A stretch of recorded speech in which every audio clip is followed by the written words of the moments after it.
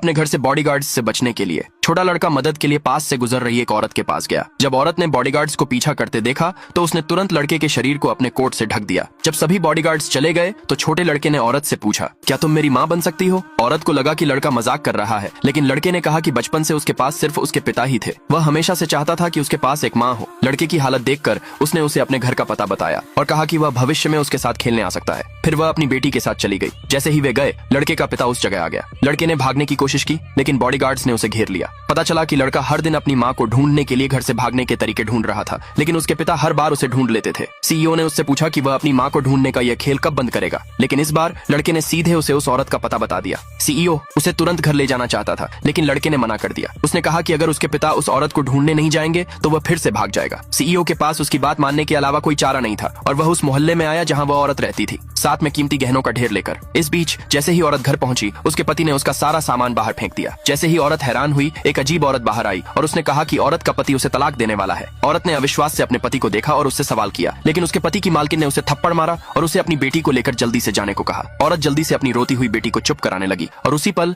एक लड़का घर से बाहर भागा। तभी उसे एहसास हुआ कि उसके पति का सच में एक नाजायज बच्चा है। औरत ने निराशा में अपने पति से पूछा कि उसने उसके साथ ऐसा क्यों किया। उसके पति ने उसे बताया कि ऐसा इसलिए था क्योंकि वह बहुत गरीब थी और उसके काम में बिल्कुल भी मदद नहीं कर सकती थी, इसलिए उसने अमीर मालकिन के साथ रहने का फैसला किया। गुस्से में औरत ने उसे मारने की कोशिश की, लेकिन उसने उसे धक्का दे दिया। किस्मत से सीईओ समय पर आ गया और उसे संभाल लिया। महिला के पति को लगा कि सीईओ उस महिला का लवर है और उसने उस पर हमला करने की कोशिश की। नतीजतन सीईओ के असिस्टेंट ने उसे पकड़ लिया। मालकिन ने तुरंत उन पर दूसरों को परेशान करने का आरोप लगाया। अगले ही पल सीईओ ने महिला का हाथ पकड़ा और मालकिन को थप्पड़ मार दिया। इससे पहले कि महिला कुछ रिएक्ट कर पाती, उसके पति ने उसे डांटना शुरू कर दिया। आखिरकार वह खुद को और रोक नहीं पाई। उसने तुरंत मालकिन को 3 बार थप्पड़ मारा और ऐलान किया कि वह अपने पति से तलाक लेना चाहती है। आगे देखने के लिए नीचे कमेंट बॉक्स में यस लिखें।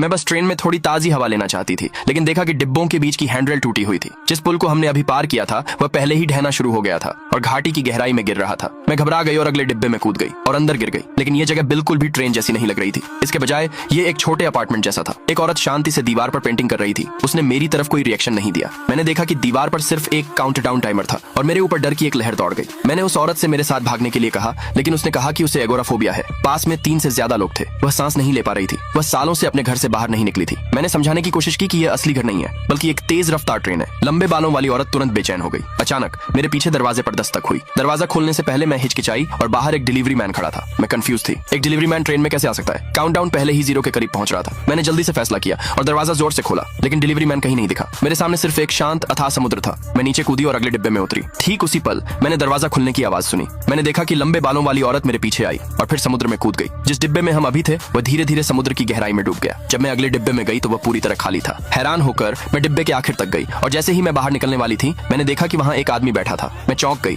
और अचानक दरवाजा खोल दिया। साइड में सिर्फ अथाह ग्लेशियर थे। आगे के लिए कमेंट में पार्ट 2 लिखे।